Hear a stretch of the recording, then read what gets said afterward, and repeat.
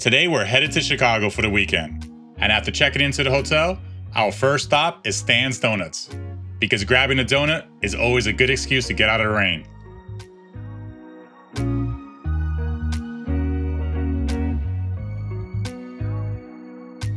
Next we went to Portillo's, where we had a classic Chicago-style hot dog and an Italian sausage with peppers.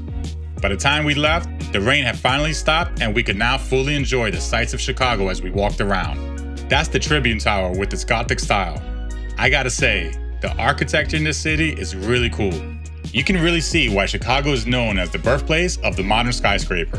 Then there's the Chicago River, surrounded by both historic buildings and sleek modern towers reflecting the river. It's such a perfect mix of old and new. You instantly know you're in Chicago.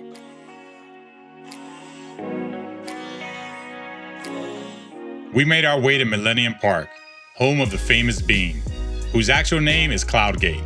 It's always packed here, so if you want that perfect shot with no one around, you pretty much have to come right after sunrise. I love how it reflects the city skyline along with everyone walking around it.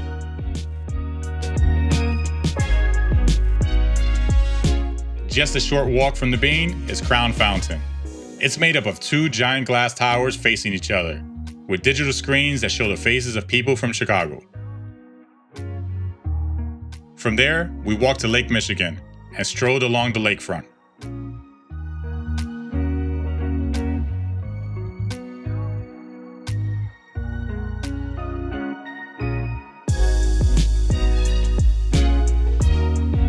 Looks like someone caught a fish.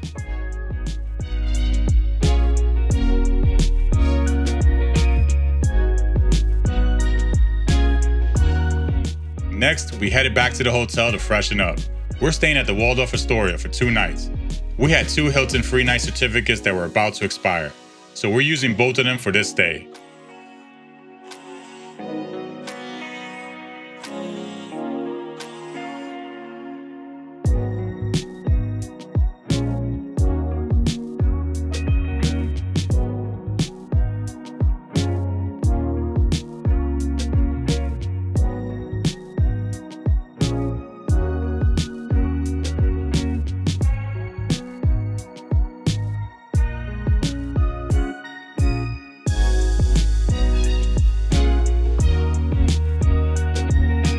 We ended up at the bar so we could use our food and beverage credit. We had one of their signature drinks called Casa de Pueblo and a lemon drop.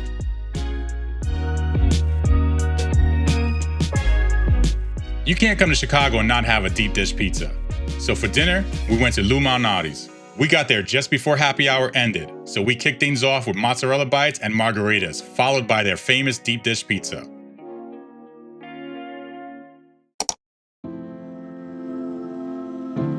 The next morning, we had breakfast at Wildberries, and the star of the show was the Rutherford omelet, which had baby spinach, caramelized onions, goat cheese, and bacon.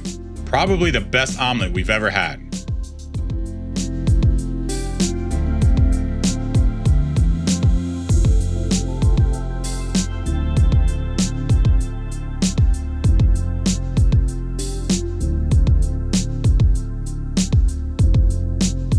After breakfast, we walked along the lakefront near Oak Street Beach.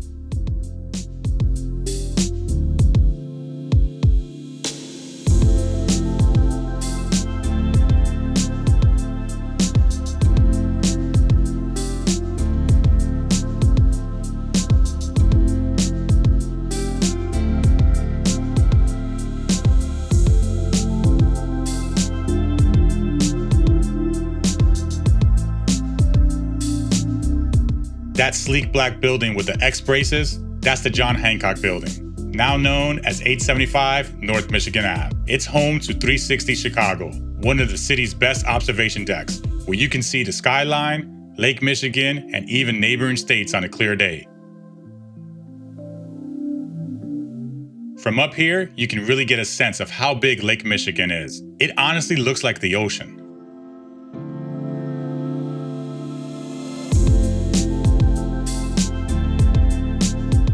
That's Oak Street Beach, where we just were earlier.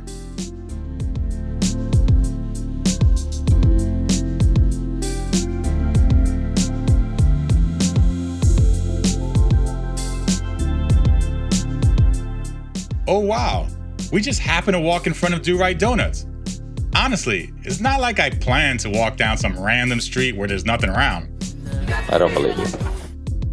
We just made it to the Navy Pier, one of Chicago's most popular spots along Lake Michigan. It's got a little bit of everything: restaurants, shops, parks, and one of the best views of the city skyline. The lake breeze felt great on this hot day.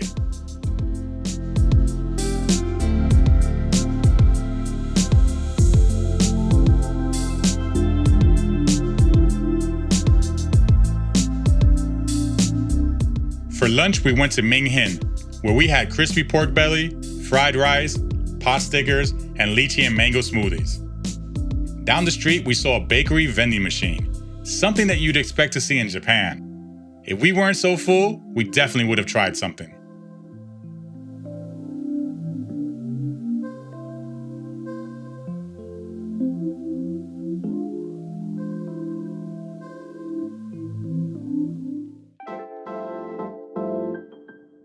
In the afternoon, we decided to hop on an architecture tour down the Chicago River.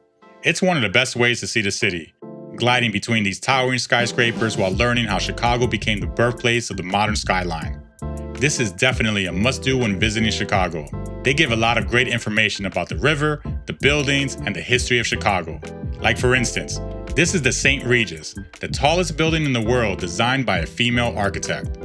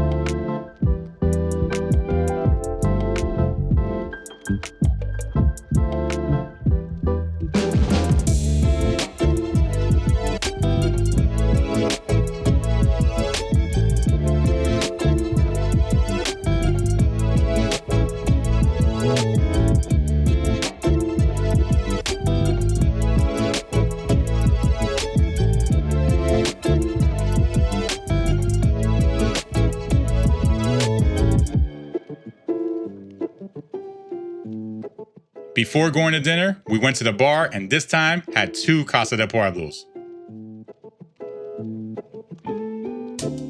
Then we went to Grill on 21, where we ordered a beef Wellington and a Chilean sea bass, before ending the night at a Second City show. That wraps up our weekend in Chicago. It was short, but honestly, such a great intro to the city. Between the look of the city and the vibe, Chicago easily makes it into our top 2 cities in the US.